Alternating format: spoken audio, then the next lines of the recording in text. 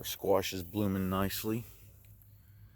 Once again, we got our little pollinators in there. Another reason why we keep the pasture growing and why we plant so many flowers.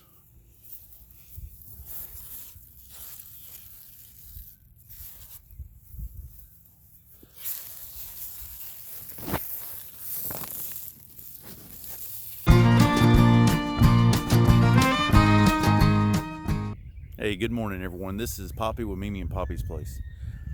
So we've been giving you little updates on what we're doing around here on the homestead, and what we also want to show you is what we're doing or what we're not doing with our pasture here. So our pasture here is probably maybe 3 acres or so that we have right here. And last year we had just mowed just certain little areas. We left squares open to try to see what type of natural flora we had on the property, what type of natural flowers we had, things such as that. And we had all different types of flowers bloom from the spring all the way through the summer.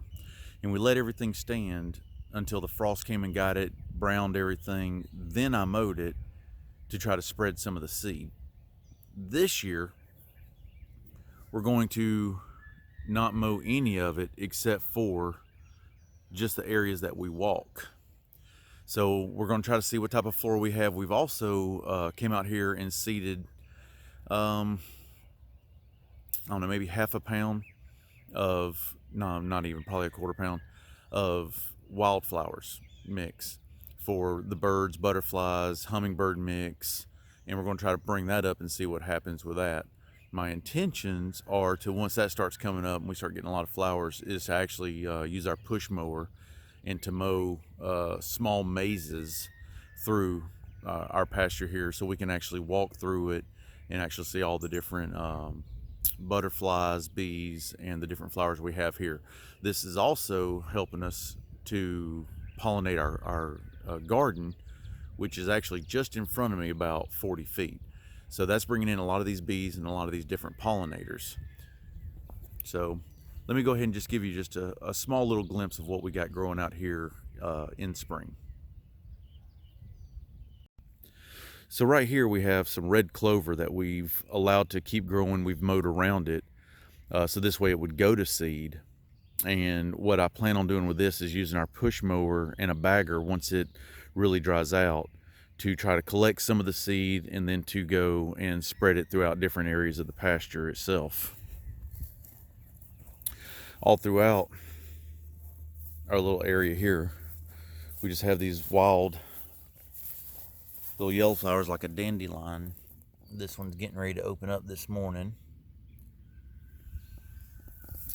And they're littered all through our pasture here as well. I'm not sure if you can see it on camera, but you see all this little white that is just speckling our pasture. Well, this is because we've just allowed this to grow. Come this spring, we have all these little flowers. These are all through. That's what all that white speckles are. And that is all through our pasture here. In the very early spring, we had all these small yellow and purple ground flowers. They hugged the ground real low. They were coming out first. Now these taller ones are coming out. Along with these tiny little flowers here. And when I mean tiny, that's how big they are.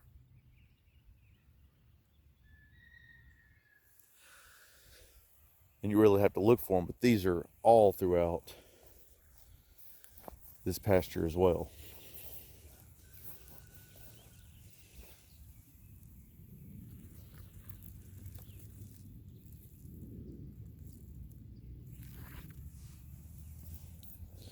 So we're allowing this to keep growing, and we're just going to see all throughout the season itself what comes up. We know later on in the season, maybe August, September, we had these tall, maybe 3 foot tall plants out here that produce these large purple flowers on them. So we're just going to try to keep document this all through the summer months. And then, like I said, mow us a maze around these so we can come out and look at all these flowers as they bloom out throughout the season.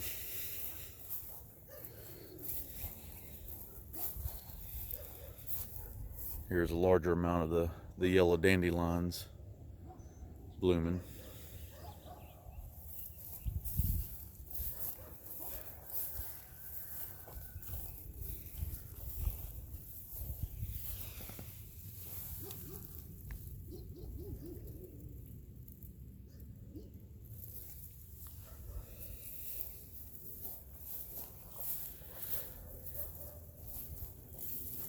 And then this is an area that we've planted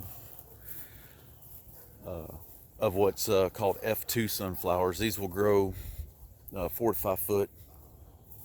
We had these last year up in the row crop area, and so this is just a small little area that we've planted. This is just sunflowers. We're not going to harvest these.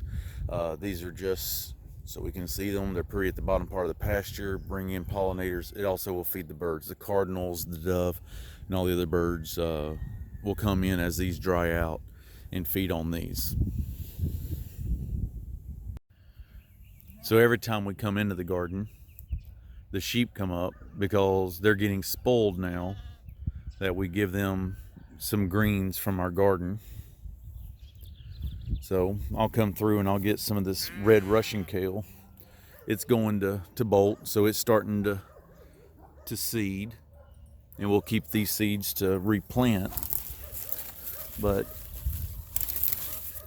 I'll come in here and grab some of this kale.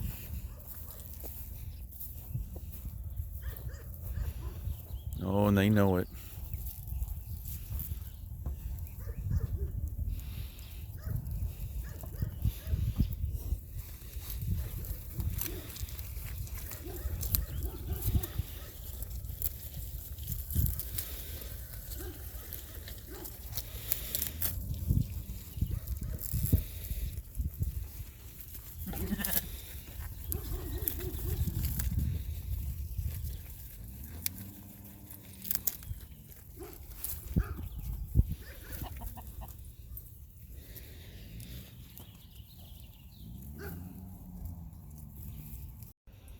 So hopefully we're getting ready to get some zucchini.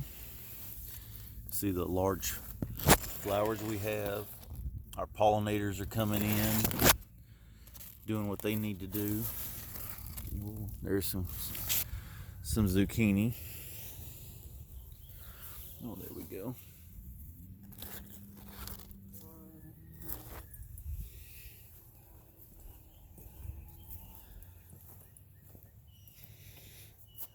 Our box that we said we were going to fill with peppers, we wound up filling with some of our volunteer tomatoes that we had.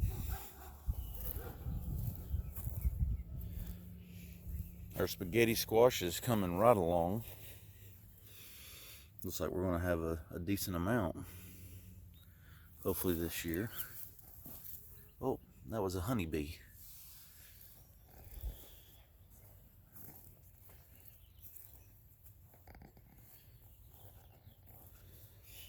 Our squash is blooming nicely.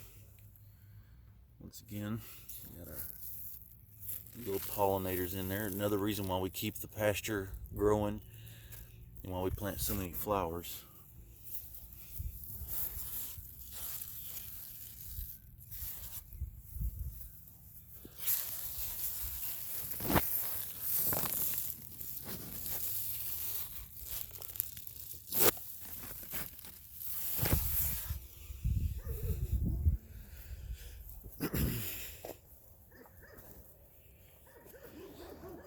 Looking at our tomatoes, once again, these are Atkinson tomatoes, and you really don't need that many of them because they bush out. I mean, they don't grow just a stalk, they bush out.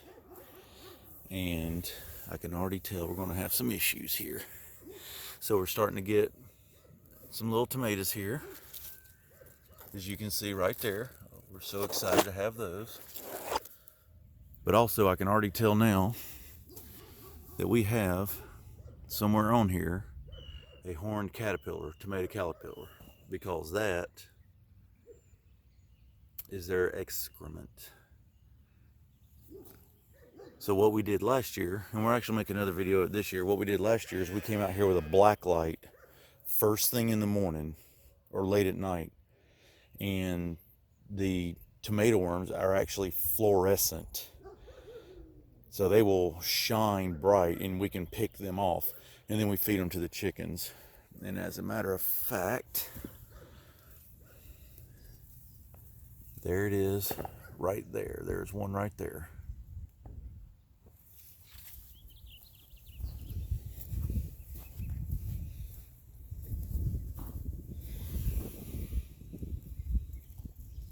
A horned tomato worm.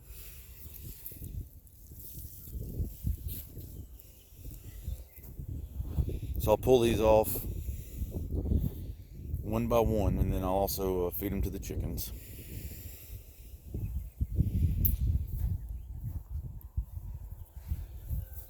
So these are our Louisiana purple hull beans, and these have gotten a late start. We had to replant these. The grandbabies helped us replant these, but these are the same. These were earlier planted. These did well, and they're putting on some good beans right now.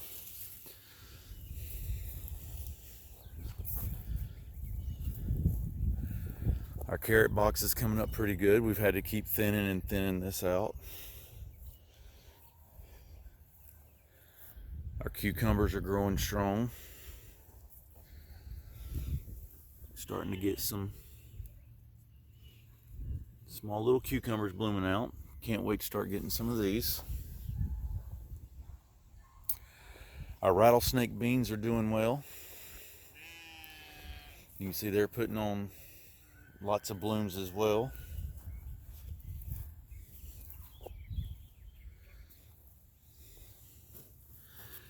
And with that, they're starting to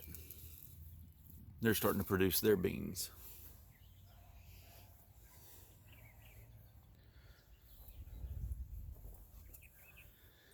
Salvia, our bird gourds,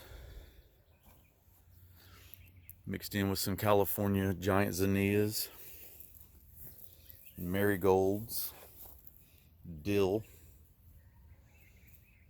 and in there somewhere too is some cilantro.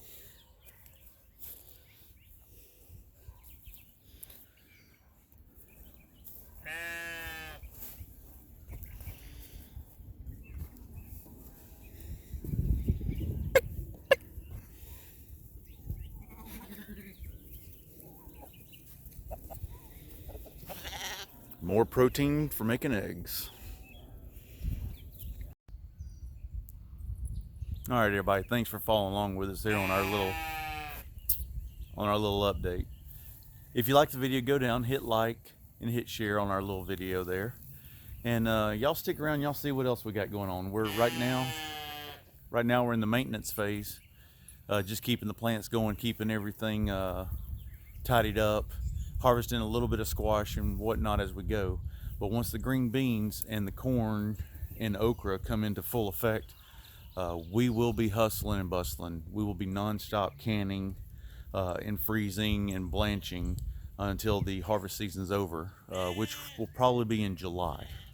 So it's a short window, but it's a flurry of activity. And y'all stick around, see what all we got going on. Y'all take care.